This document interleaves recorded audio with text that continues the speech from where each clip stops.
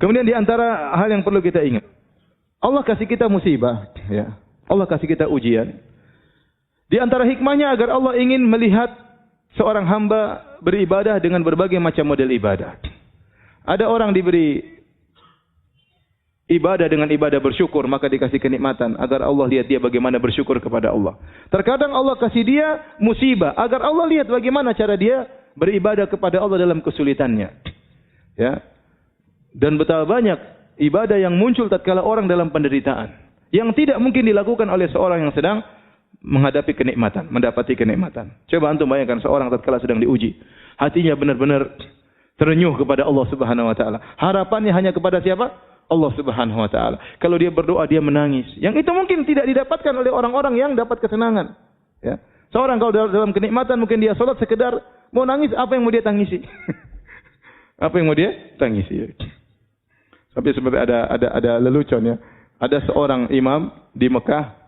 Saya diceritain wallahu alam benar atau tidak ya, tapi lelucon namanya Syekh Al-Muhaisini. Syekh Al-Muhaisini dia punya murotal Quran ya. Kalau antum mendengar murotalnya dia sering nangis. Dan dia punya masjid di daerah di Mekah. Orang banyak yang iktikaf juga di masjid tersebut. Dan dia kalau sholat sering nangis ya. Kemudian suatu hari ada seorang dari Mesir kemudian sholat situ senang dengar imamnya sholat sambil nangis-nangis. Kemudian dia tanya, siapa imamnya itu? Maka orang-orang berkata namanya Al-Muhaisini. Sementara di samping-samping ada hotel-hotel namanya Al-Muhaisini, Al-Muhaisini. Itu yang punya hotel-hotel ini? Iya. Sudah punya hotel masih nangis katanya. Jadi maksud saya, bisa jadi memang seorang dalam ketentramannya, dalam kebahagiaannya dia menangis. Tapi itu jarang. Ibadah yang keluar dari hati seorang tatkala sedang diuji dengan musibah itu luar biasa, ya. Luar biasa. Makanya terkadang seorang lilit utang, dia berdoa kepada Allah Subhanahu wa taala. Dan utangnya tidak dilunas-lunaskan oleh Allah Subhanahu wa taala. Karena Allah tahu kalau utangnya lunas dia berhenti berdoa kepada Allah Subhanahu wa taala.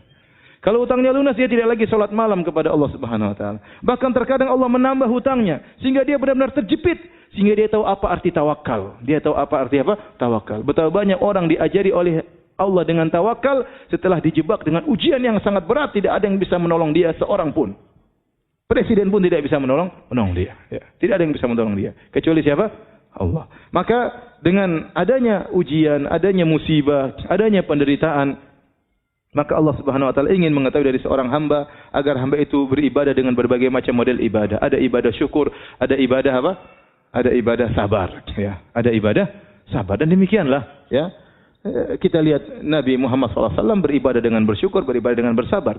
Kita lihat Nabi Sulaiman alaihissalam yang super kaya raya dengan dipenuhi dengan berbagai macam kenikmatan, dia juga pernah diuji oleh Allah Subhanahu wa taala. Lihat Nabi Ayub yang pernah kita sampaikan kajian, pernah diberikan kekayaan yang luar biasa dan pernah dikasih sakit yang lama. Dia pernah beribadah kepada Allah dengan syukur dan dia pernah beribadah kepada Allah dengan sabar.